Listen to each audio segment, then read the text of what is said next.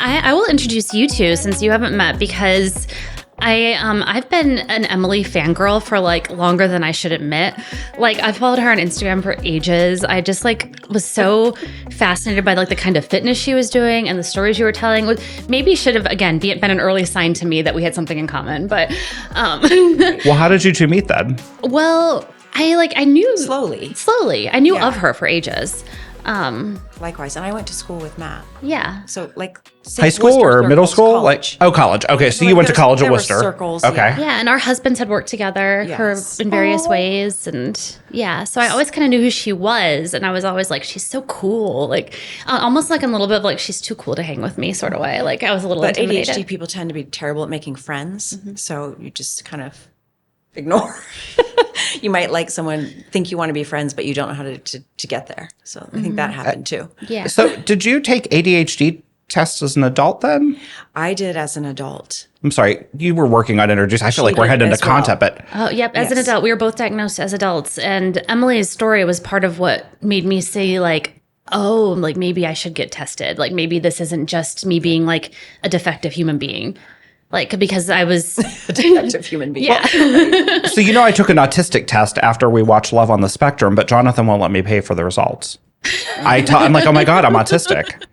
Some of the things that were signs of autism that we learned through that show, I was so intrigued by. I've always felt, I don't want to say like there's something wrong with it. Yeah, right. Well, and I'm like, but like, did it help you did it help you both to know that? I love that you're disclosing that. Because I'm like, do I want to know at 48? To me, I mean, looking back, I had it all along. For me, it helps to know because I feel less guilt. I'm less hard on myself. I understand that there are some things that I will not be able to do, and feeling bad about them is not helpful. Had I known those things early on, I would have saved myself a bunch of angst.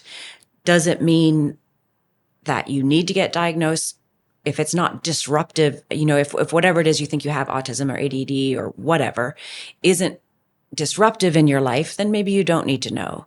But if you feel like I'm stuck, I don't know why can't I do X, Y, and Z? Like, why am I in my own way all the time? Then I think finding out's really helpful because then you can adjust, right? You can adjust behavior, you can take medication, or you can quit your job, or you can find a better job or whatever.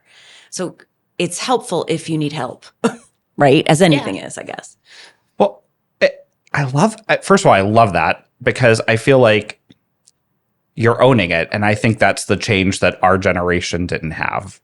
And I say our generation, I don't know if we're exactly the same age or if we could be 30 years apart, who knows? But I just feel like growing up, I definitely had some challenges, and I was put in a learning disability trailer outside of the school, which certainly didn't help. And LD stood for little dummies, and to the other kids, and so I was bullied as a kid. So obviously, being bullied as an adult, trauma triggers me. But when you think about your journey, like that is so powerful. But as I understand it, and we still haven't finished the introduction. I'm sorry, we jumped right into it. It's okay. But this all happened through your son. It all happened through my son. So I want to go back for a second. So I think that the important distinction is getting a diagnosis does not mean that you now have an excuse. And I think that's what many people say. Oh, you're just, they don't really have ADHD, or, I have it too. And I just don't have a diagnosis, and therefore I'm not using it as an excuse. So I just want to early on say that it is not an excuse. It's just a way of identifying how your brain works so that you can figure out a better way. And that word excuse, ADHD is just an excuse, makes me furious. So early on, I want to say this: diagnosis is never an excuse. It's just really good information. I feel like it's a distinction between an excuse and a reason. Like it's not an excuse, but it does help you understand like what has informed a decision you made, like a behavior that you're exhibiting. And for me, like having the diagnosis gave me language to talk to my husband about things about me that made him crazy.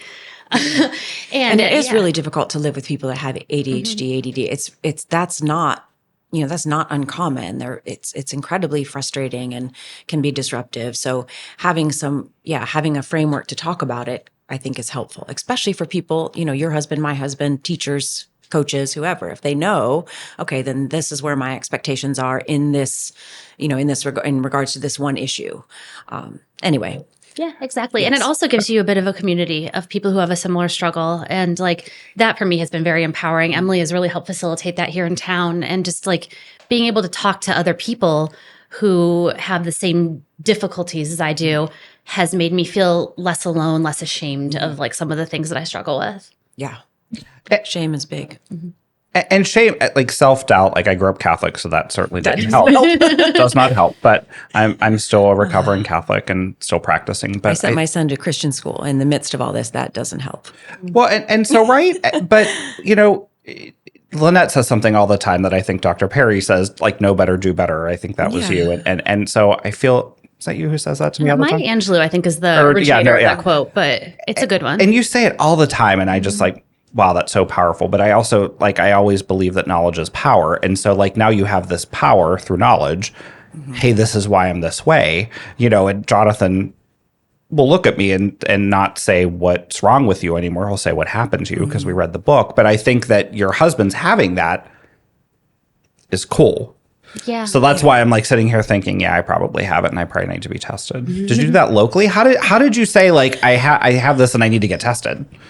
Well, it was, we were in a crisis. That's how it happened. Yeah. And maybe we should back up with Emily because this is I feel like the near the end of a story that's I don't mean to bash on Christianity or Catholicism, but I think an important point is that autism, ADHD, any of these things are not a moral flaw. So that's why I struggle with, people that feel guilt because it some of the behaviors look like character flaws and they're just not. This is a judgment-free zone. Yeah. And one thing that we always say at the Village about our kids who are here, but I apply it to kids in general, is that they do well when they can. And they want to do well. That's what you say all the time. Right. Yeah. Kids do well when they can. Well, I learned that from Tiffany. Yeah. Tiffany. There's just so many good. I love working in a positive affirmation environment. And that's the thing. There are no bad kids, really. And I feel like that's one of the misconceptions people have about the Village is that's where they send the bad kids. Yeah. And it's no, this is where we send kids who have trauma. This is where we send kids who have serious mental illness that they need to have addressed. And it's they just need the resources and help. And that's part of why I find your story so interesting. And I promise we'll give you a chance to share it. It's not that fun to share, really. She's take as much time as you need. But I think one of the key distinctions between your story and our kids is that what your son experienced, he experienced in a family that had resources, the ability to love and care and support him at all steps through this journey. And at the Village, we often have kids who are not that fortunate. Right. I can't imagine where we were if Mike and I weren't still married, in a strong family. My parents are in town. His parents are in town. We have aunts and uncles everywhere. So a really strong family unit, lots of people who loved him. And we're also wealthy enough to get the services that we needed and to get outside help. And if you don't have those two things, outcomes just plummet. It's terrifying when I think about what it could have been like for someone, another family that didn't have what we have. Oh, absolutely. That's scary. Well, I appreciate you being, first of all, humble and saying the part. I am not also, being Catholic, I know the guilt my grandmother put into me. I carry it with me in a little backpack every day. So please don't think that I was either. I can relate that other people that have that religious also guilt that comes with that, just buck up or deal with it. Right. And that's not the answer. That's not right. Shame comes from a lot of places in addition to religion. It's societally reinforced. We see it in classrooms and families, in all kinds of institutions, I think. Yeah. And there are times where I'm I can just deal with this and I can plow through this. And then there's other days, and Lynette has seen some of them, where I'm I need a minute. Mm-hmm. But I don't know that the version of myself 20 years ago would have recognized that, but I also was able to do the work and go to therapy and work on myself as an adult.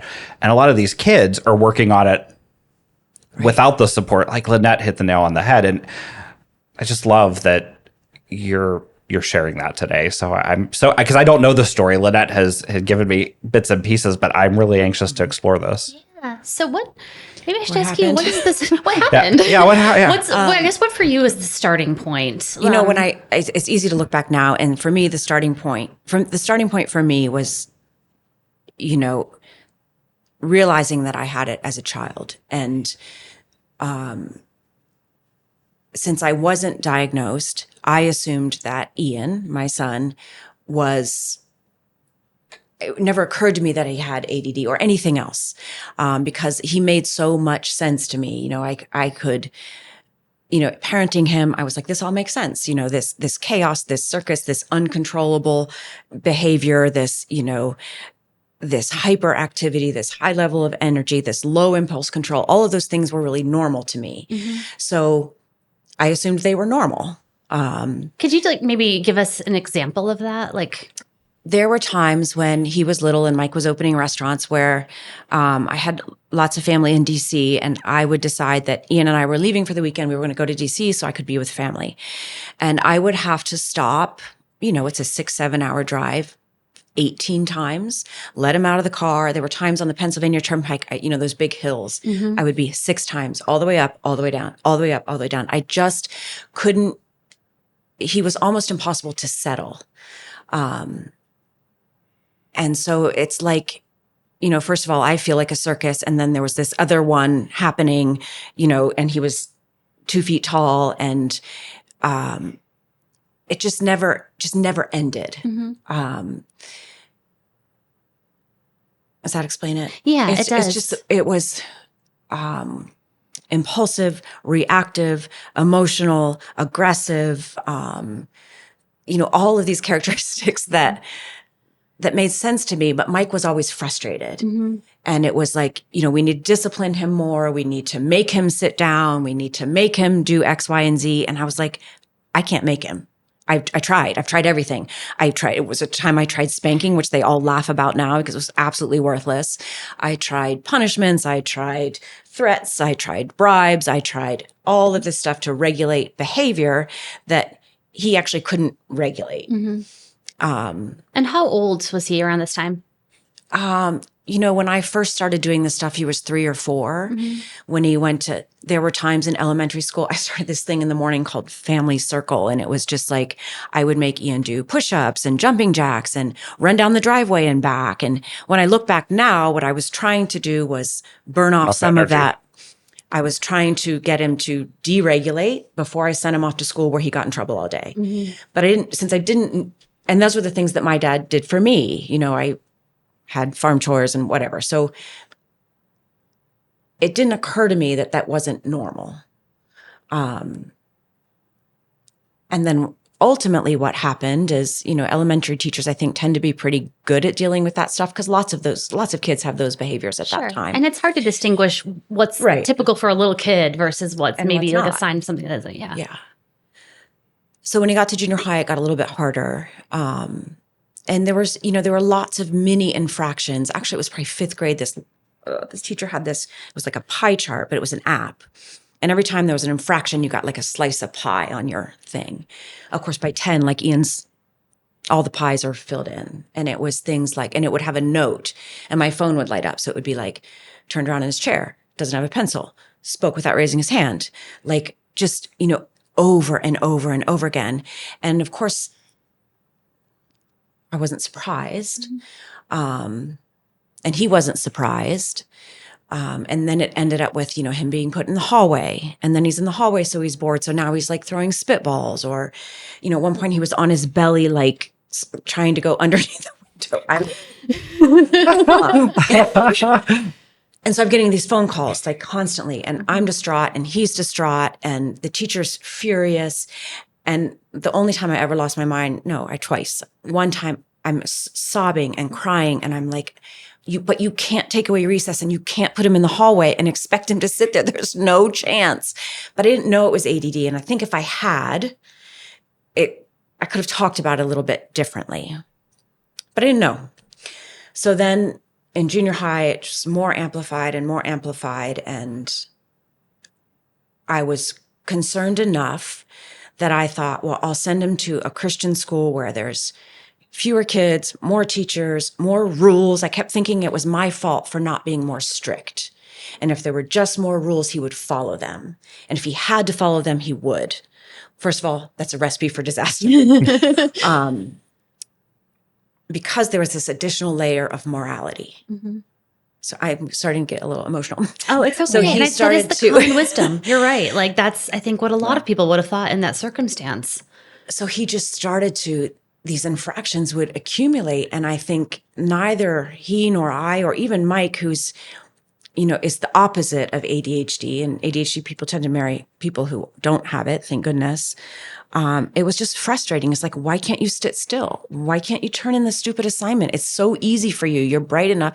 All you had to do was fill out the paper. It's the same as what you were saying with filling out the paperwork. It's like, but he didn't. And, I told him to 1,000 times, and then he would lie and said he did. And then, so it just ended up with this, we were all just like in disarray. And the school's furious.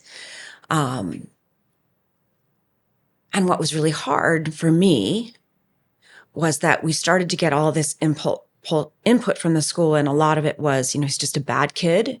And if he breaks more rules, then these are more consequences. And I just think the hole got deeper and deeper. And I started to worry and really to believe that they were right. And that's the mistake that I made. And so I started to get mad at him. So here's this kid that I love, and he's doing all of these things that I've also done, and I'm mad at him for them. And so now he's got no one like on his side. So what really happens there is that, these things accumulate and it turns into depression. And I didn't see that either. Can I ask, you've 3 other kids. So Yeah. you were parenting Ian alongside 3 other children. What was that like? Well, Vincey's also been diagnosed, but his shows up a little bit differently. It was, part of the reason things were hard in the house was that Ian was taking all of the energy. And, especially, Vincey was picking up all of his pieces, so mending relationships and, essentially getting in fights to, save his name and, how cruel kids are. So in school, my girls were like suffering, it was a really hard time. The one thing that Ian had going for him was he was a great athlete, and he was on a soccer team that was doing well, and he was thriving there. So we had that, and that never changed. But school was terrible, really terrible.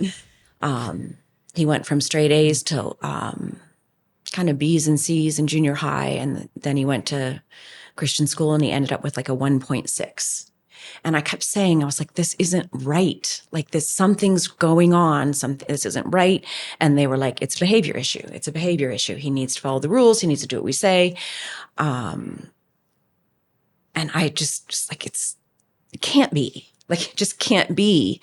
But, at that point, even, grandparents and friends were like, you need to be more strict. And, there was a time that we had sensors in every room. We had alarms for every move that he made, doors, windows. I mean, it was so, this was when we got to the crisis stage. But when you're dealing with a mental health issue, I think talking about parenting and, rules and strict and shouldn't do this is just unhelpful. We wanted him to behave, of course. None of us wanted any of this to happen. He didn't want this to be happening. So, and that's when I think a diagnosis is really helpful, because then, we know so much about the brain and how it works now and what chemicals are firing and not firing and what's kind of getting disrupted and intercepted, that we can do better if we know. So when things get to this point where, the shit has hit the fan, there's no sense in just being like, it's discipline, or you're bad parents, or, whatever. We know enough now that those things we're past that point, right? And had you tried therapy at all, like up to that point? No. Because you thought At this point, I thought he was a bad kid. Yeah. And he had been so good for so long. And And, my other kids weren't doing this stuff. And teachers would say it to me all the time. They'll be like, well, Annie is so good in the classroom. Or, Mia, I'm like, yeah, I know. They're also my children. I know that. But that's not helpful. And, they would say it to Ian too. Which, of course, anytime you compare kids, it's not helpful. But anyway, I feel off track. But and my sister had some situations in her family, and I'm just hearing so much of your story, or my sister's story and yours. I mean, it is so hard on the parent because you're like, they're the same kids, we're the same parents. What's going on? And you don't know. And you don't know. And you feel helpless.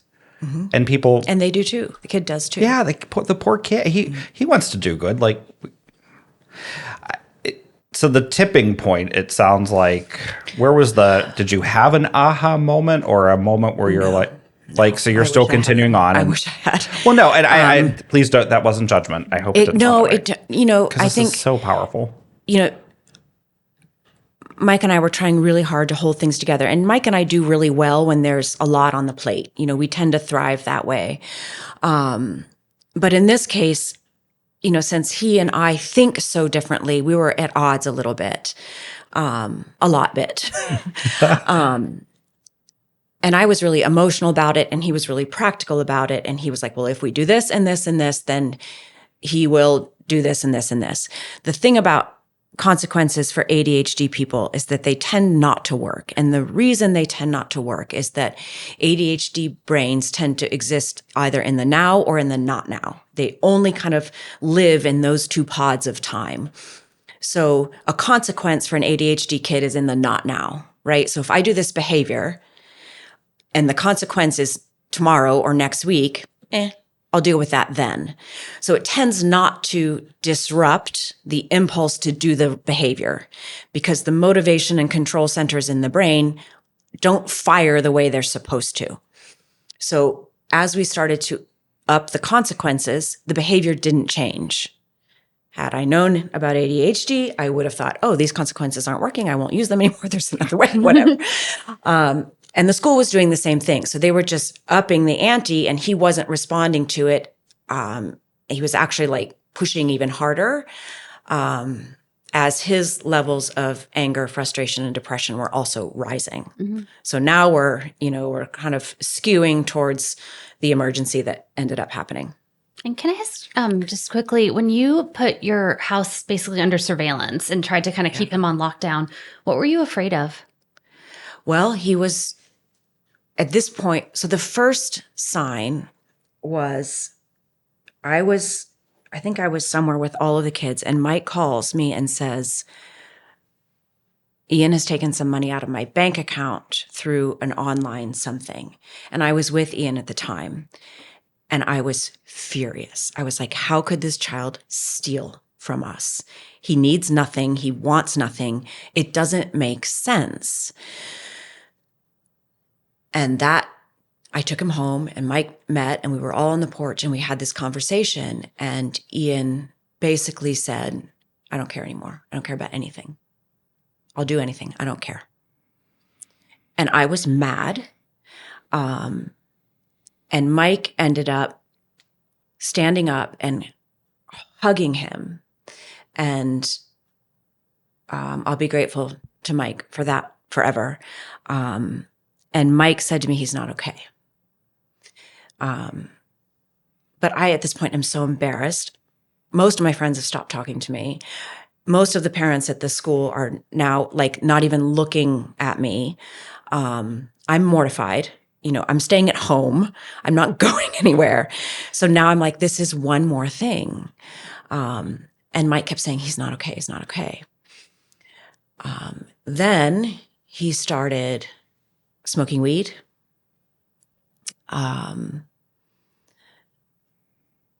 He had at this point at school, you weren't allowed to have phones, and he took a photo of himself in the bathroom with a weed pen.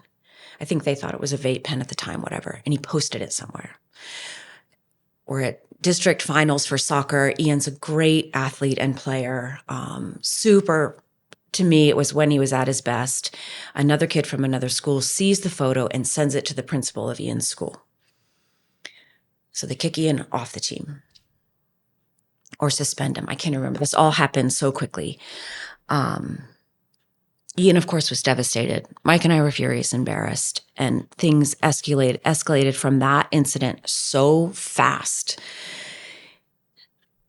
2 nights later, 3 nights later, I can't even remember, the police call and they say, we have Ian. There's been an incident.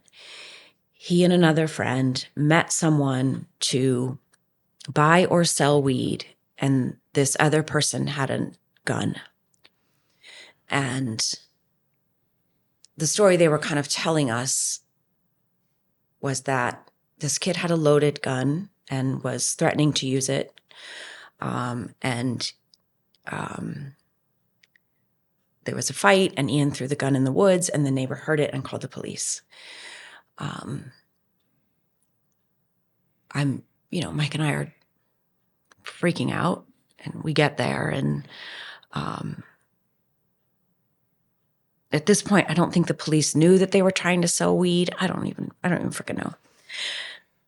But I'm so upset, and Ian, essentially, the police let him go because he wasn't the one with a gun. This other person had the gun, which is the big infraction, so they take him off. And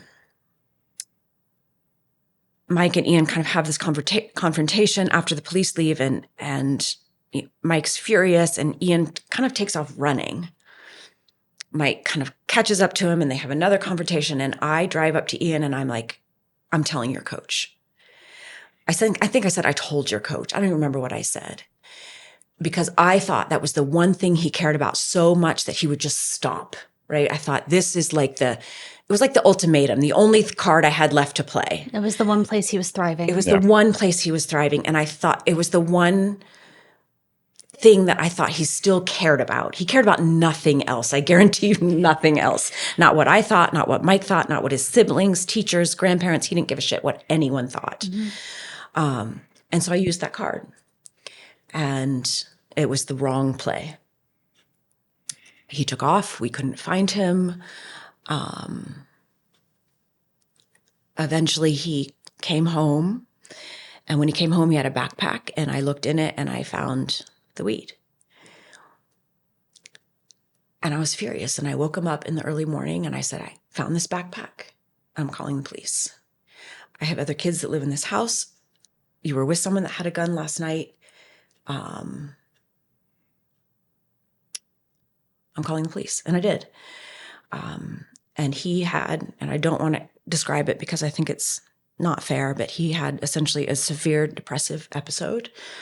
His brother was there, thank God. And the police came and they took him. And he went to, one of those facilities you and I were talking about. He spent 3 days there on watch. While he was in the emergency room, the school called me and said he's not welcome back. And I was devastated. He's not playing soccer anymore. He's not going to school anymore. This is a fucking Christian school. Like, you're telling me this now? Like, I can't. And I remember Mike saying, it's not the problem that we need to deal with now. Just whatever. And what you're describing sounds like an absolute nightmare. You felt like the walls were falling in, right? I just felt like I can't even get out from like the first bit. And now it's just everyone's just throwing shit on the fan. And I call the coach and I can tell by his tone that he's just done. Like, this is out of the realm of what he can, support or be helpful. And I was just like, I've got no one left in my corner, right? And I remember they were putting Ian in the ambulance and I looked at him and there was nothing there, like nothing, except maybe anger. And at that point, I was scared. I was really, really scared. And he ended up working with this doctor from Akron Children's who immediately said to me, and actually we should go back a little bit because at one point I called his pediatrician, Melissa Burgett, and she said, let's talk about ADHD. I think this is maybe it. So we had kind of started that story and he was getting some therapy and getting some support, but we were so late that all of this was already rolling. But at this point I had started to think about it. And what age are we at? I'm sorry. He's 16, 17. Okay. Late 16, early 17. He's sophomore. Okay. And so he ends up like in Akron Children's working with this specialist with ADHD. And the first meeting we get there, and, I'm distraught. Mike's distraught. And I keep telling him he did this and then he did this and then he did this. And this is just not him. Like, this isn't my child. This is not. And he interrupted me at one point. He's like, I need you to stop talking about all of this stuff because these are just things that happen. They're just him expressing the way that he's feeling. And he said, there's two things I'll tell you. Depression in teenage boys often looks like anger. And anger in kids looks like bad behavior. But I think you're misreading it. And he said, if we can get a handle on the ADHD, all of the rest of this stuff is going to go away. And I was like, there's no chance. This kid is behaving in ways that you cannot imagine. Well, an ADHD almost feels like a benign diagnosis for the level of behavior. Right. It was out of line, right? It was way out of line.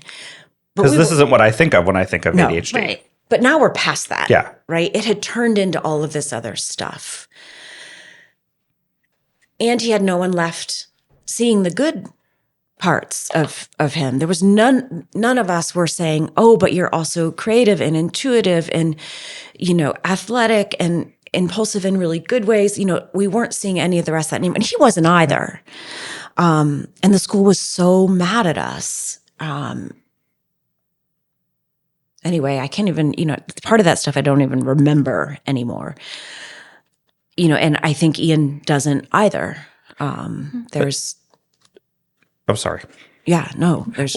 I was going to say, so before we get back to the hospital and this to me sounds like the turning point. At least I hope it is. But when you think about the things that something I just have to give you credit for, I think just listening to this story is the support systems that weren't there for you. You said your friends stopped talking to you.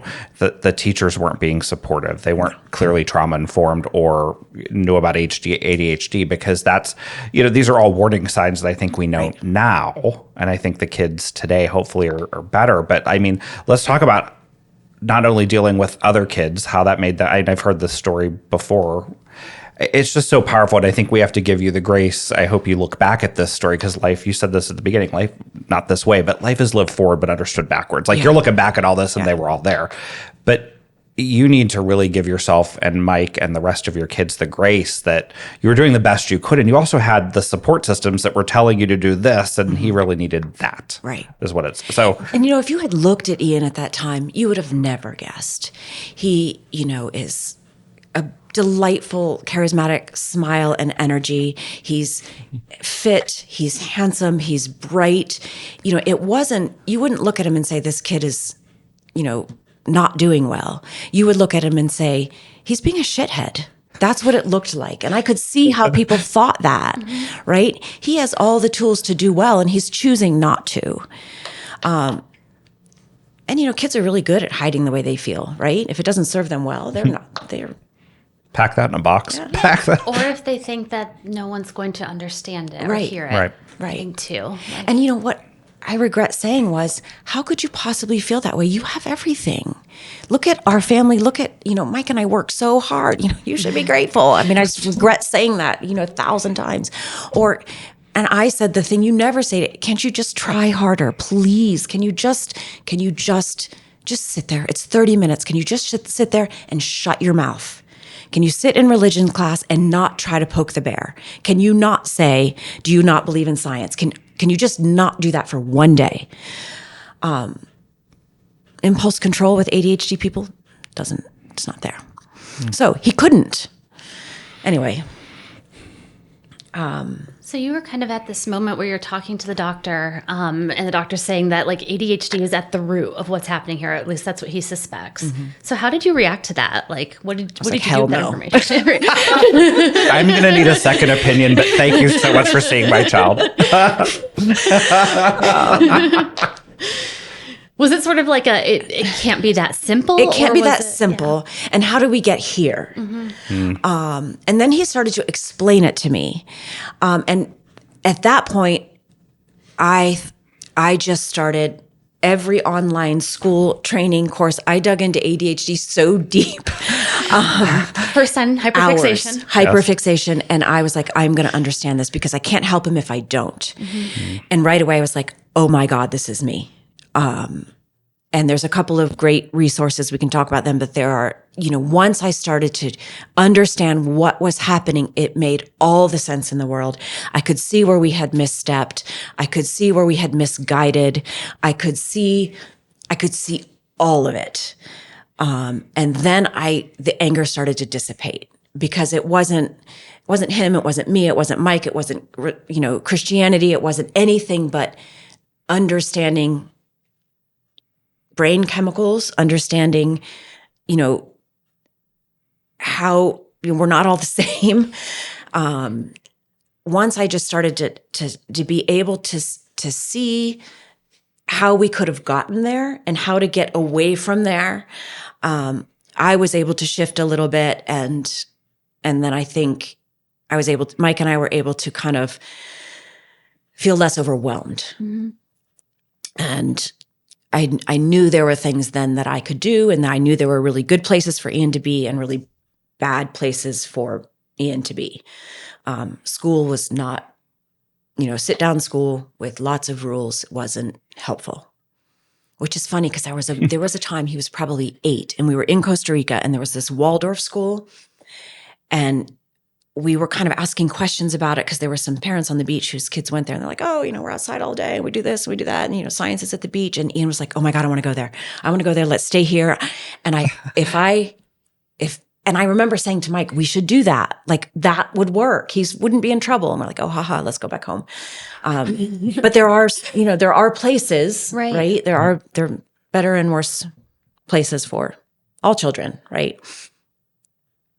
Off track again. No, we're hanging on every word you're saying. This is so. I don't know if you know what a good storyteller you are. Yes, I can't remember where were we? What was the question you asked? Really genuine, and I think this is just. I hope he doesn't regret me saying all this. I don't think he will. He's kind of over now. Anyway. And we're happy to do two things. We can just send him this before we air it. So we might have to. Take a look, and also we would very much welcome the chance to talk to Ian. Who maybe that's a better conversation. Honestly, I would love to hear his perspective. And I heard little bits of it when we were in Kenya, and I went to Kenya with Emily and her son and a group of yogis. I was the lone, not the lone. I brought a friend who was also not a yogi. But that was my first chance to really get to know Ian a little bit. And what a delightful human, honestly. I've never seen someone go into a culture that is 180 degrees different from our culture and fit in like he'd lived there his whole life. Wow. And just the things he would choose to do every day, swim across the Indian Ocean, leap from the bow of a ship into the water. He's an extraordinary human. And I think it's so interesting as you kind of look back on had he received the diagnosis earlier or the attention earlier, and I hope that saying this doesn't mean that I think you should regret anything. No, I don't. But you kind of imagine, if he had gone to a Waldorf school or a place that would have recognized his gifts, how this could have gone differently. Yeah.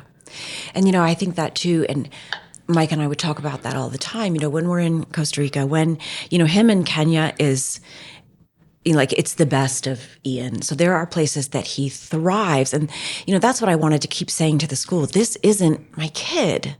This isn't the kid I know. And I think that's important. And one of the markers that when they measure or diagnose for ADHD, it's these characteristics that show up, in a diagnosis. So low impulse control, executive function issues, managing time and space, all of these kind of markers for ADHD. It's not that they show up just in one pod, so not just at school, but kind of show up everywhere. And what the school was telling me was, it's only showing up in school, and that's why it's an issue. But at the height of this, I was following him around. It got so that I wasn't letting him go anywhere without me. So I would show up and watch soccer practice from my car. And then when he was done, he had to get in my car because I didn't trust him to just run away. And I remember one time, and Ian loved this coach, loved him, and would have done anything he said and did do anything he asked.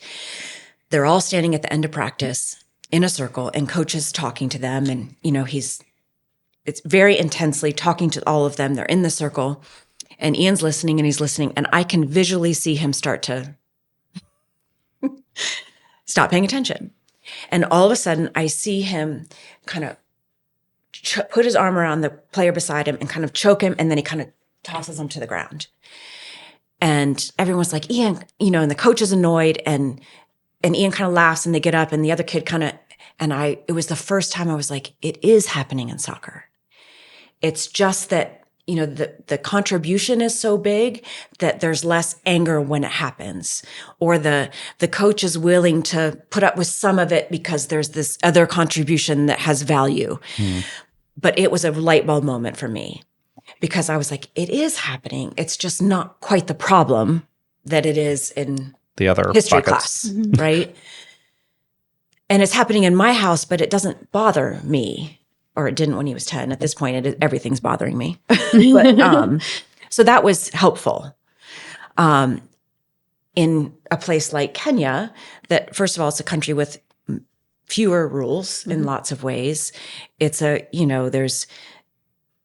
there's no air conditioning. The quality of resources is not there. So it feels to me like a country of chaos in some ways. And Ian really thrives, right? There's no 8 o'clock show up to work. Everything is up in the air. Everything is an opportunity. And for Ian, he was like, I'll take them all. I got this, and then I'm going to do this. I remember one time, one of the guys that was working with our group calls Ian, and he says, we lost the anchor to one of the boats at sea. Do you want to come help us dive and look for it? And Ian just takes off running. Like, that is the best way for him to spend his time. And so he does well, feels well, and people tend to enjoy his company. But you can imagine that in school or at work even. It just doesn't fly. So now we know Mike has this thing that he uses in work all the time. It's like right person, right seat. So you have a really great person, but they're in the wrong job, and so they don't thrive. So you're trying to organize people into the right seat. And that's how I start to think about all of my kids now, is like, what's the right seat? What's the right place for them so that their good qualities can be expressed? Absolutely. So what was his treatment plan like? Like, after Yeah. you figured this out? You're at the hospital. You find this out. You don't I'm believe sure the he's doctor. probably really angry about being there. Yeah. Like, He is furious, and he's, the level of fury is kind of frightening as a mom. Your kid's that mad at you. I get it now. So it was like an inpatient treatment for a while, and then these ADHD kids tend to be super charismatic, and he kind of talked himself out of it early. So he didn't have to stay very long. That also meant he hadn't done any of the work, right? So they put him on Adderall. He said it felt like he was on meth. He hated it, did not do well. Our whole family went through this family training called MST. There was a counselor that came to our house twice a week. There was, family therapy. We were also seeing another therapist. He was seeing therapists. It was like every day of the week there was therapy. There was intervention. There were medications. There were, now he's not playing soccer also, so there's less physicality, which didn't help. And we re-enroll him at Tri because no one else will take him, basically. Hates school, doesn't care about school, doesn't want to be there, so that was not good. There were, all of my kids were kind of suffering from the small town gossip that comes with things like this. Ian's still mad, not doing well, but and if it gives you any comfort, maybe this is just because of who I am. I heard nothing about this until you talked about it on the podcast. So there was at least one person out there wandering around completely oblivious to what's going on in your family. There was nothing else in my life, right? It felt like there was nothing else. And I felt so judged. And maybe I wasn't, but I felt that way. Maybe it's because I was judging myself. I don't know. In the midst of all this, I call one of his teachers at Central, a teacher that I knew really liked him. And I said, can I just talk to you? And he met me for coffee. And we had a great conversation. And one of the things he said to me is, you need to spend one-on-one time with this kid away from all of it. And at this point, Mike and I were considering, and I said this on the other podcast, I regret it, so I won't go into it. We considered hiring one of those companies that comes and takes your kid and they take them away to the woods and they bring him back 6 months later and they're cured. I think that, but I think that explains a lot, because so often we think, well, who would do that to their kid? But really it's that level of desperation. Yeah. Absolutely. If you're like, this is out of my control now, I've tried everything. I thought he would hurt himself. Sure. My bigger fear was that he would hurt someone else. And I didn't know what to do. And I had these other kids that were also, I didn't know how they were doing because we didn't have time to ask them. I know for my girls, there was, their friends were talking and they were kind of overhearing it, and close friends were, of course they were, right? They're kids. What are they, they talking and, so they're trying to get up and go to school and put on a suit of armor and deal with it also. And I wasn't doing well for them either. Yeah. So we were considering this. We had conversations. We talked about time frame, and then I had this conversation with this other teacher from the school. And I said to Mike, I'm going to do that. I'm going to take him and I'm going to leave.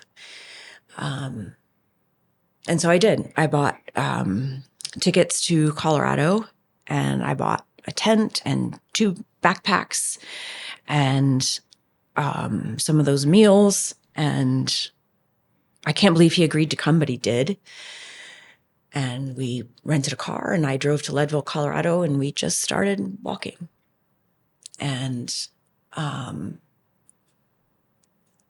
it wasn't like not everything got fixed, but we were talking. And it was the first time we had really been talking and working together and, laughing, and all of the distractions and judgment. And, there were no phones, there were no teachers, and it felt really good.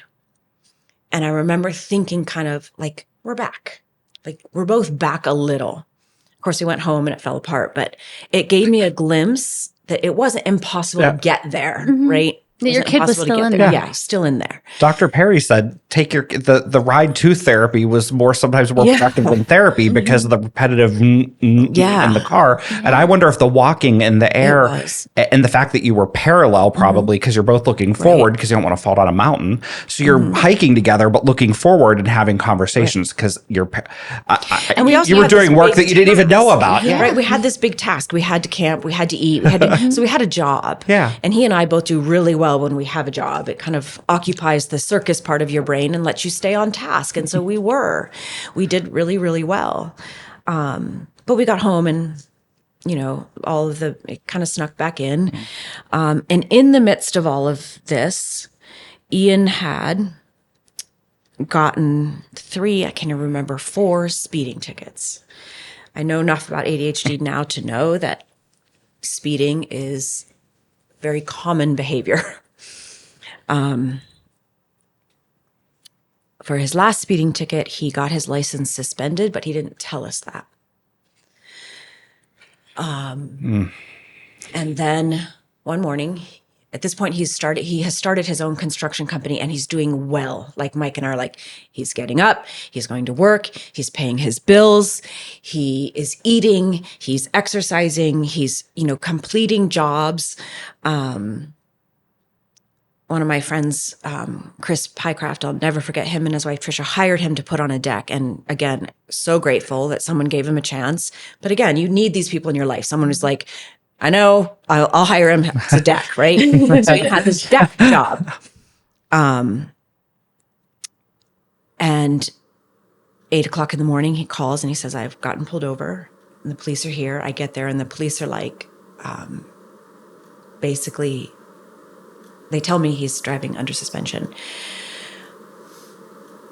Was he still a minor at this time? Yeah. No, he's 18. Okay. Oh, okay. So again, time gets foggy. It's like I Oh, can't even remember. absolutely.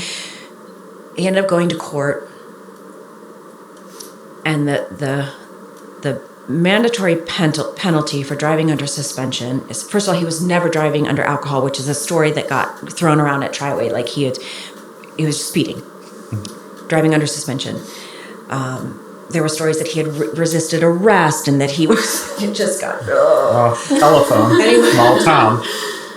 Ian is so mad that this thing he knows he's going to do over and over again is happening. It's again, it's like with ADHD, you can't interrupt the behavior that you know is bad behavior because it's out of your control, kind of. So he goes in and they offer him 3 days in jail, or these other combinations of house arrest and a probation officer and blah blah blah blah blah. So one of them is like a monitor, and he has this probation officer, and it lasts, I think it was like 3 months, and you have these check-ins for drug tests, alcohol tests, blah blah blah blah. At this point, Ian is using weed, which Mike and I do not agree with and are not supporting, but we know that he's doing it. And Ian and this probation officer have this first conversation, and it goes completely awry. And Ian is saying, I have a medical card, so when you test me, I'm allowed to use this. And the guy's like, nope. Rules are, you can't use it. And Ian's like, oh, but I have a card. And they end up in a screaming match in the courthouse, and Ian is so mad that he leaves through the emergency door in the loft. Oh, no. So their relationship, of course, starts in the toilet. Mike and I at this point are trying to back up and let Ian deal with his own problems. He's 18, and we're like, Ian, you've got to start managing your behavior. So we say to him, you should hire a lawyer. He's like, you should hire me one. You're our parents. And I'm like, I'm not paying for a lawyer for this, Ian.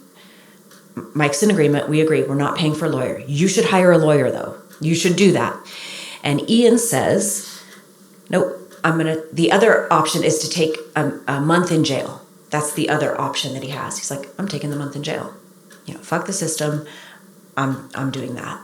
And Mike and I are like, you should not do that. We're panicking. We're like, you should not do that. Yeah. Do you think in that moment he was trying to see where your limits were, or do you think he was very actually willing to be like, no, I will do this. It's a better option? I think he wanted some autonomy. Mm-hmm. I think he was mad. I think he was testing Mike and I. I think Mike and I were testing him. Mike and I also knew that at 18, we didn't still want to be doing this stuff. Sure. In order for the rest of the process, and we were getting lots of therapy, we needed him to take over with our support. So we said, at least take a lawyer for the hearing.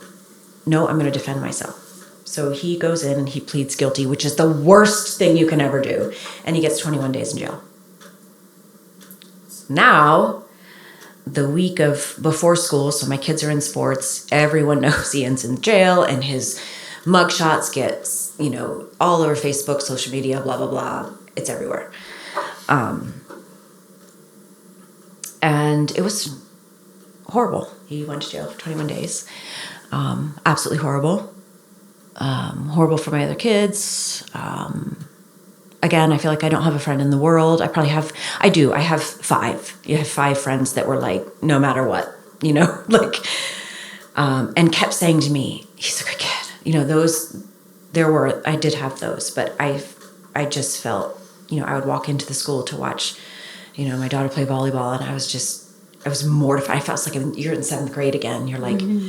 No one will sit with me.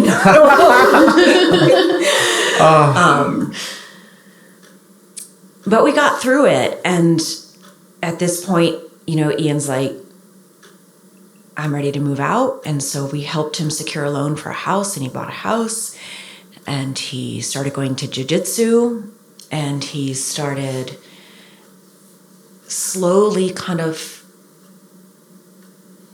taking over, I guess. Mike and I started backing up.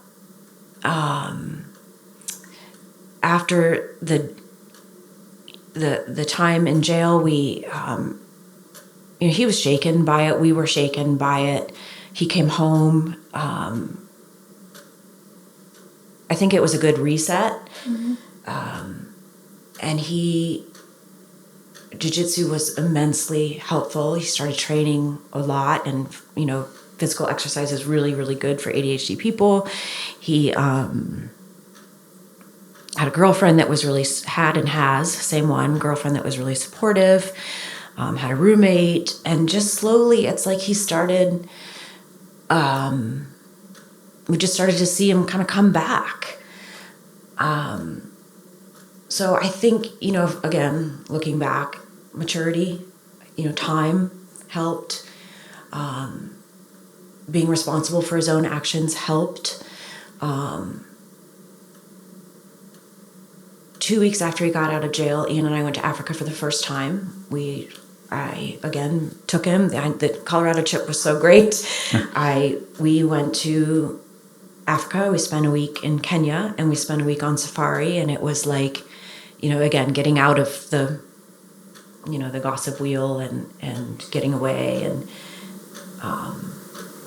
that trip was elemental, I think, and kind of just giving us a pause. We were kind of, before jail, we were on the upswing, and then this kind of last speeding ticket kind of put us back 1,000 steps, but I knew we had gained some momentum, and I think he knew it too. So he came out, we kind of had a couple of weeks at home with everyone, and then he and I left for Africa. And when we were there, I think he just kind of, made some decisions and felt optimistic again for the first time in a long time. Mike and I gave him a lot of room. And it's like he needed the room. He didn't need teachers and police, and he didn't need more rules. He kind of needed a little bit of space. Is he a perfect kid now? Absolutely not. Does he still do ADHD things all the time? Is he doing well? Yes. Am I proud of him? Immensely. Have I learned a lot? Yes. Have we all? I think so.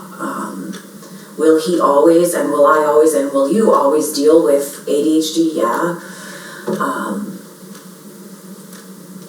But when I look back now, the thing that I think that we, us, Village Network, any of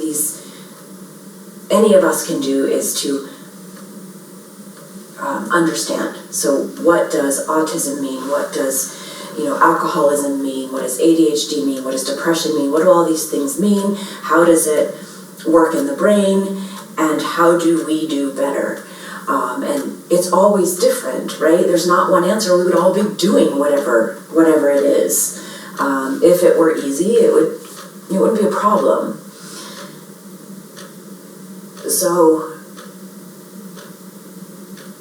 now that I know what I know, and these are all notes about brain chemistry. Well, actually, that was going to be my next question for you, because you talked about, so your diagnosis kind of coincided with Ian's. How did you come to understand yourself better when you realized that you were a person with ADHD? So what I know now about ADHD is essentially it's a dopamine issue, right? So it's, when you think about ADHD, it's an attention direction disorder. So it's the inability to attend to the task at hand, especially if it's something that you don't want to focus on. So if attention is the issue, and attention is really perception, so any brain has incoming information, has input all the time, sense, smell, texture, sound, whatever. There's thousands of incoming options, right? And you decide what you choose to focus on. So can you smell your coffee? Can you feel like a weird tag? You choose what you're attending to. There's this other part of your brain that regulates what parts of your brain fire and are turned on and off, essentially. So there's an on-off switch. So, if you're reading, you're not also watching TV. Or if you're, whatever. So you can imagine 1,000 scenarios. Dopamine tends to be the regulator of the on and off switches. And so to me, it's like having a coach or not having a coach. So if your dopamine level is low, which is what's happening in the brain, if it's low, everything is firing and your attention is on all of these things. And there's no regulation of attention, which means that impulse control is out the window. So your impulse to respond to someone poking you and someone shouting and someone, whatever, all of this, you tend to be distracted to all of the input. So, you don't raise your hand and you turn around in your seat and you look out the window and you do all of the small infractions that young kids do all the time. You interrupt people, you finish their sentences, you walk away when someone's talking to you because there's something more interesting over here. These are all inability to control attention. When dopamine levels are high, your vision becomes more focused. You downregulate your nervous system, so you're less in fight and flight. You're calmed down a little bit so that you can read something, look at something, watch something, pay attention to something. So dopamine regulates that. There are other things that also regulate that. Sugar, caffeine, nicotine, sex, exercise, all of these other things basically skew dopamine. So especially kids, also adults that have ADHD tend to be seeking dopamine, right? Because it actually makes them feel deregulated, which is the opposite of the way that it works for most people. Go ahead. Well, no, He's coming to realization. Oh yeah, I'm having some aha moments over here, so I keep going. So, self-regulating by doing any of these things. Cocaine, it's the best. That's the clip for her, by the way, for this episode. Oh, that's our tease. So in a 6-year-old, it might be a Mountain Dew, but if you've got an 18 or 20-year-old in a state of stress and they don't know what to do, that's the danger. So why diagnose and why deal with it at age 6? Because you don't want to get there. You don't want to get to the point where, for Ian, driving 120 miles an hour when he was so upregulated felt calming. He didn't even know he was doing it because it felt like, now I finally have sunk, and now I'm focused. Now the circus has, I've closed 3 of the rings of the circus. I'm just in this one, but I'm in control of it.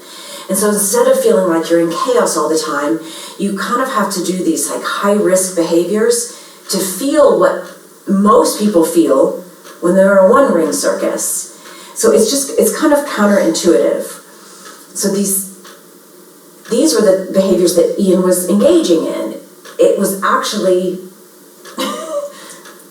the opposite of what teachers, schools, parents, what we were thinking was happening. So drugs like Adderall, which are essentially it's a methamphetamine, the chemical compounds in it are very similar. It raises the level of dopamine, which are motivation chemicals that help you focus, norepinephrine, epinephrine, all of these things help you stay on task, increase your motivation,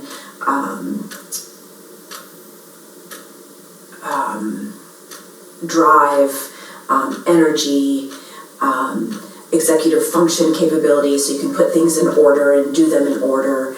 I had a friend describe it once like putting on glasses, and that was my experience. It was like putting on glasses, and I don't take Adderall, I take Vyvanse, but it's also a stimulant, kind of works in a similar way. Yeah. But some of these kids, and Ian learned early that he could, in this dopamine seek, he could get dopamine by being disruptive, by saying something annoying, by driving too fast, by what you can imagine, all of the things that you can do to raise dopamine. And for some kids, it's video games. Constant Dopamine hits. because you're so focused, because you feel like you're in life or death, right? The video game cues you're going to die if you don't do X, so you are so focused that it actually feels calming. It's also addictive behavior, and ADHD people tend to have really addictive personalities. So another reason to interrupt this early on, so that you know that there's potential there, right? As you looked back over your own life after your diagnosis, like, where did you see, like, oh, this was probably a result of my ADHD? My dad always did things like kept me busy, and I still today, if I have idle time, I do not do well. So I almost overschedule, but instead of beating myself up about that, and I'm like, I need that, because if I have the idle time, everything goes awry. It's frustrating for Mike, for sure. It's like, oh, you're going to do what? No way, we can't add one more thing. I'm like, like I did. I said yes. Yeah, I've been there. Yeah, We poor really need to Jonathan. have our husband in this group of some sort. I feel like Jonathan's be like, yeah, Matthew. Because I'll tell you what, I do this. Emily, this is so. When you were saying it's a circus up there, you've heard me say it, it's a circus up there. And people that live in a circus don't know that everybody else does it. Yeah. It doesn't occur to them that not everybody has all this. Well, and there are other labels that we give ourselves. Yeah, we're talking about our producer. Like now, the more I know, the more I'm like, oh, this person they don't feel this way, And there's this great test. So if you can look up, there's a book called Driven to Distraction, and there's 137 question. It's just fun to do.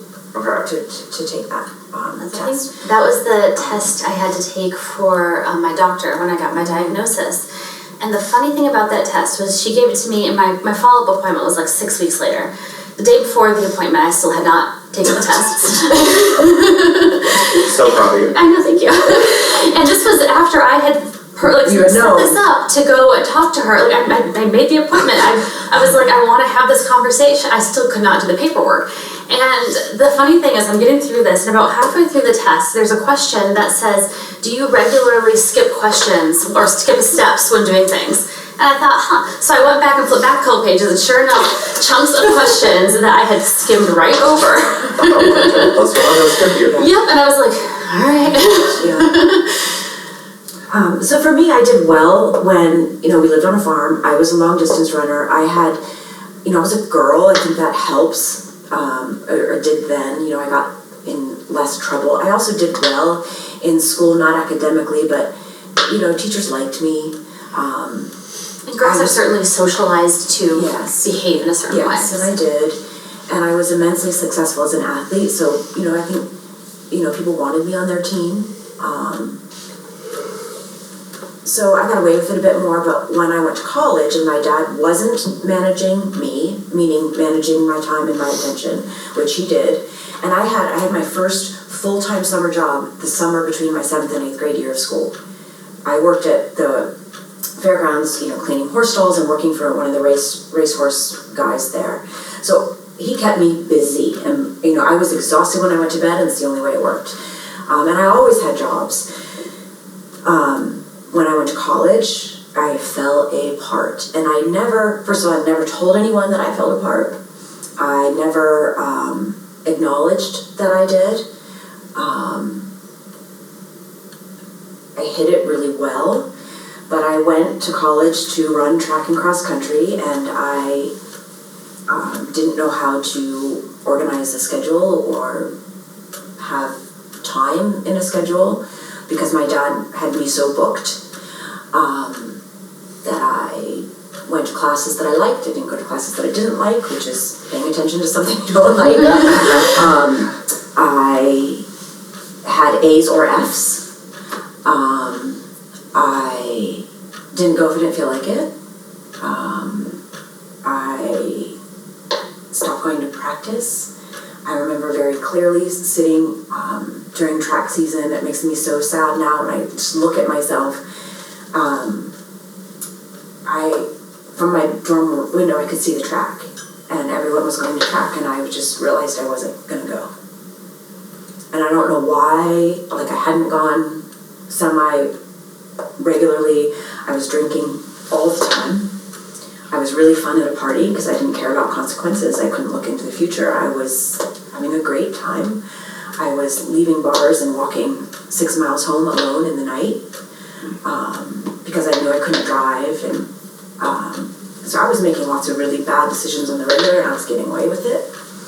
But I remember the day I decided I wasn't going to practice, and I knew that that was my last chance, and if I didn't go, I wasn't going to be on the team anymore.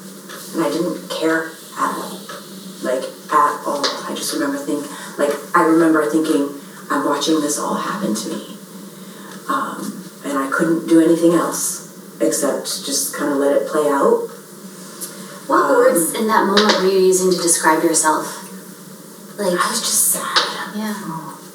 And I was, I felt like I didn't know how to control anything, and I didn't have the tools, and I had no motivation, and my motivation before came from, coaches and friends and teachers and my parents, and, when you go to a new college, no one knows you, what's their reason to,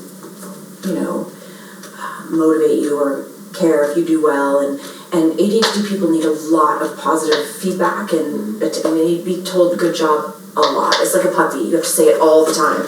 Good job sitting down. Good job eating your food. Good job. Basics. You need attention for basics. Mm-hmm. And I'm married to someone. Mike is not. He doesn't celebrate good work. He's just not the way he is. And I need a lot of that. And I needed it, and I wasn't getting it. And I don't even know how I felt. I felt like I just sat there. Nothing. Do you think because of your track experience, that's why you pulled that card with the so. You saw yourself in him, maybe you didn't realize it at the time, so, but you knew what. Now, I wonder if that was the time. Absolutely parallel. And it was the last thing I cared about and the last thing I was good at. But I did stop caring. And I remember I went, it was at that point, I think the school had called my parents, and I knew I wasn't going to be able to go back to school either. I had stopped going to class, and I went home for the summer, and, my dad was very strict, is very strict, and I didn't want to go home because I was in trouble, and I don't even think I told my parents that I had gotten kicked off the team. I just said I don't care, I don't want to do it anymore. And my dad must have sensed something that was amiss, because in our farmhouse, at the top of the stairs, in typical farmhouse fashion, there was an open area, a big open area. And he was like, "This is your bedroom." So I had no walls, no door. I'm 21. This is not the time for this. And you have curfew. And I was like, "Fuck no." He's like, "But you do." And I knew he would come and get me, and so essentially he put all the controls back in place. Mm-hmm. And I eventually, I think when I went to the college Wooster, I came, had a coach again that was, he said to me right away, this shit isn't gonna fly. You can't be drinking. You can't be not showing up for practice. You can't be. And so I don't know what the shift was for me. I think similarly to Ian, it was just kind of needed to kind of, it's not that I needed to fall apart, but it happened, and I needed to kind of, maybe not having control was helpful, because I then set my own, had to put my own controls in place, which I did. And I do now. So I don't know. Maturity, medication. Listen, same. Mm-hmm. I take an anxiety medication every day. I'm typically much more anxious, unless you should see me unmedicated. But Emily, I have to say, your story is just so raw and true and real, and the thing that I just, you know, like, I feel like the parallels that I also pieced together in this today, and thank you again, like, this is just so powerful, but your ability to tell that story was so humbling. You're so vulnerable, humble. I'm humbled to hear it. But the one thing I think that it's almost like you and your son both hit rock bottom before you realized it. I think any addiction has to hit rock bottom before you realize I can't do this anymore. Sometimes multiple times. Yeah, I know someone who's going through their second round, and it's hard to watch, and sometimes you have to distance yourself with love. Detaching with love is very hard, but it can be done. The thing I know now is that, doing that first podcast was terrifying, and I'm just grateful that Ian came with me. And Ian doesn't tend to care what people think about him. I do. It's not uncommon, right? I think everybody in this room knows that. It's so common. And as parents, we don't want anyone to think our kid is not perfect or doing well. And so we hide all of that. Helpful, not helpful, I don't know. I don't know if it matters, but... Oh, it matters that you're speaking up about it. Yes. Like, you've already changed my life just by your openness up to talk about your experience with ADHD. And as a parent of a young child, like, I've listened to you, and you're bringing this into the open in a way that is respectful and thoughtful and informed. Whereas before, parents had kids with behavior issues, like we had Dr. Phil, right. Which was not helpful.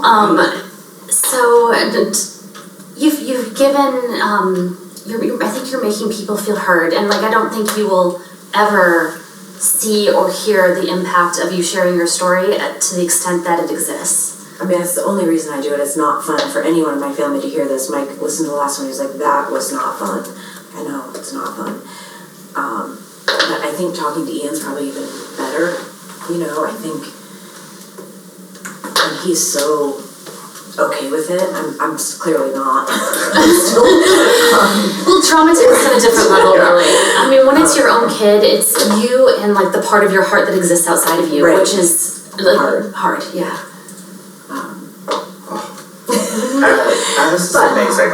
We're definitely gonna have you back, because I feel like we have so much. I want to end this on one really positive thing that's come of this, which is Emily's yoga as treatment for ADHD. So, can you tell us just a little bit about what that is, what your education for that was?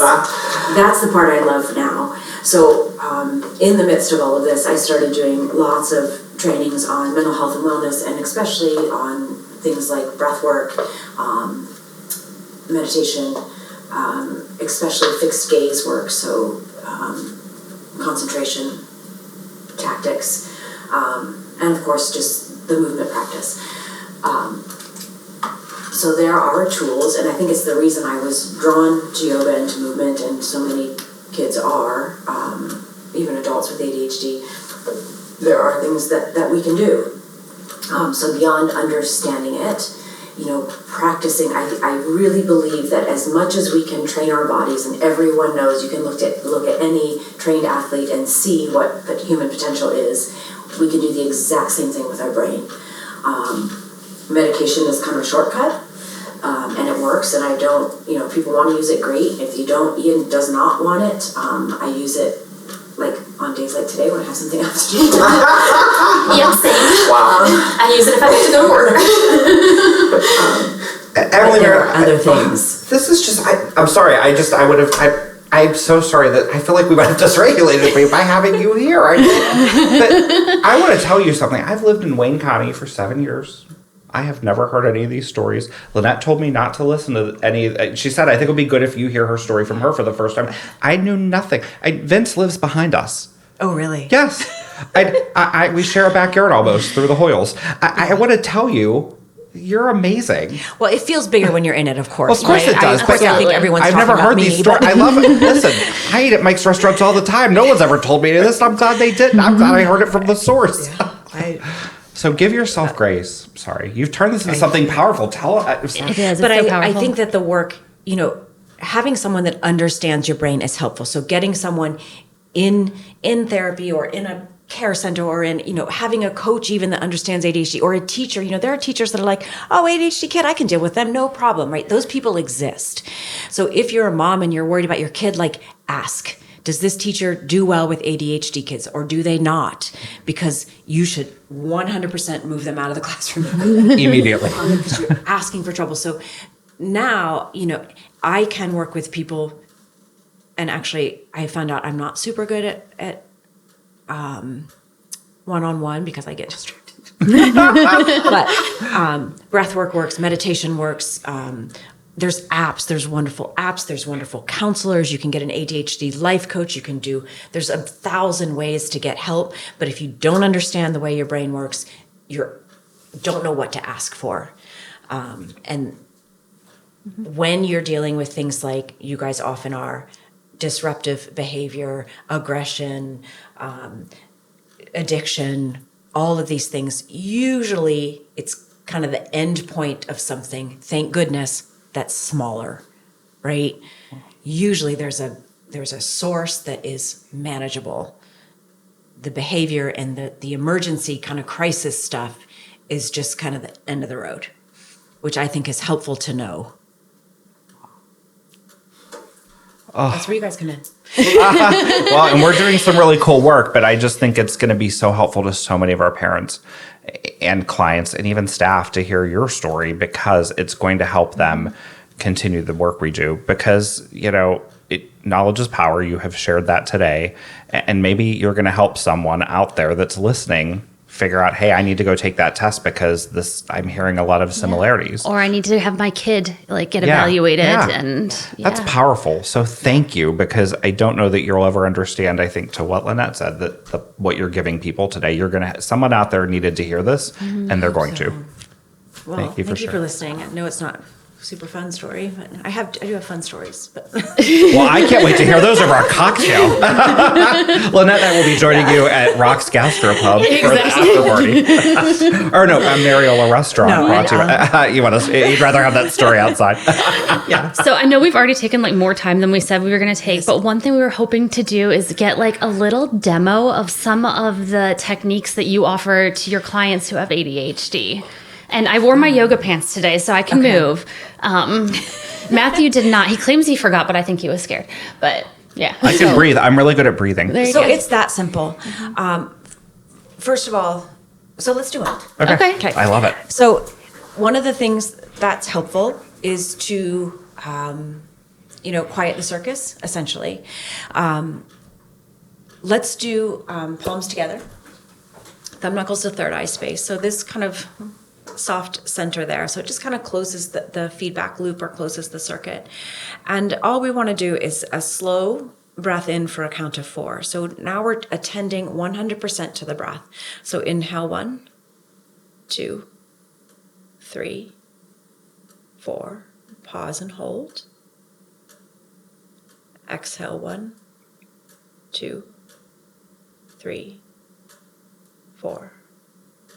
Pause. Inhale 1, 2, 3, 4. Pause.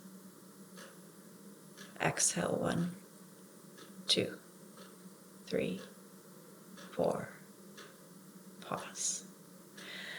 Okay, so something that simple, and I'll explain why. What happens here is when you're so the breath happens without you, obviously, right? I can be in control of the breath or not. So what we did was take control of the breath. We were managing the inhale and exhale without it. It's, it can happen without us, but we were determining the length of the inhale, the pause, the exhale. So it takes your attention, quiets the circuit, deregulates the nervous system. That pause at the top and the bottom is so good for ADHD people because there tends to be 100 miles an hour all the time. It's like a Porsche car with no brakes. So it pumps the brakes a little bit. If you can, in your life, create a pause, you have options. So you raise your level of impulse control. So if you poke me and I instantly need to just poke you back, that's an impulse reaction. If you poke me and I pause, now I might not have to hit back. Now I have more options. So it trains your brain to pause. It trains you to attend, to pay attention to something. And it connects you with your interoceptive self. How do I feel on the inside? So if you know how you feel on the inside, you can decide if you want to continue to feel that way or not. Oftentimes, ADHD people feel like they have no control over the way that they feel. It's happening to them. So just that really simple breathwork exercise asks you to work interoceptively. How do I feel on the inside? It asks you to find a pause, which gives you impulse control. It lets you know that you have options. And it helps you to attend, to pay attention to something by controlling it. It's really that simple. Really that simple. That's amazing. And I don't know if you did, I did feel calmer and I didn't even think I realized that. Your story was so emotional. I don't think I realized that I had all those feelings bubbling up until we did that and I felt them come down. It can be 2 minutes. Mm-hmm. That was heavy. I felt it. You felt it. Mm-hmm. You clearly felt it sounds whack, right? Take 4 breaths. Where were you touching yourself on the forehead? So it's just right there in the center? Okay. Yeah. I went. And some people don't like prayer hands. It freaks them out. I don't. And some people put hands to heart or hands to belly. Right? It's just, sometimes it's just a little bit of a feedback loop. Yeah. I felt real. Lynette, you should have done that with me this morning. I should have. I do feel different. Thank you for that. Thank you. Now in the meetings, when I'm in there with Rich, I'll be like, wait, I did that wrong, but I'll try to remember it's like Tiffany shared with her breath exercises to find the keys. It did. It all comes together. You'll have to listen to our Tiffany White. I think as a parent, you'll understand some of Tiffany's story when her episode airs. You'll like it. Yeah, I will. And we're dying to have you back. Maybe it's Dr. Stavenezer next time. Yes, and she understands. I should only let her talk about brain science, but she's great at that. It's all right. I You've love learned a lot. practicing neuroscience. It's my favorite part of my job. Yeah, Lynette and I are becoming experts. Well, thank you guys. I appreciate you listening. It's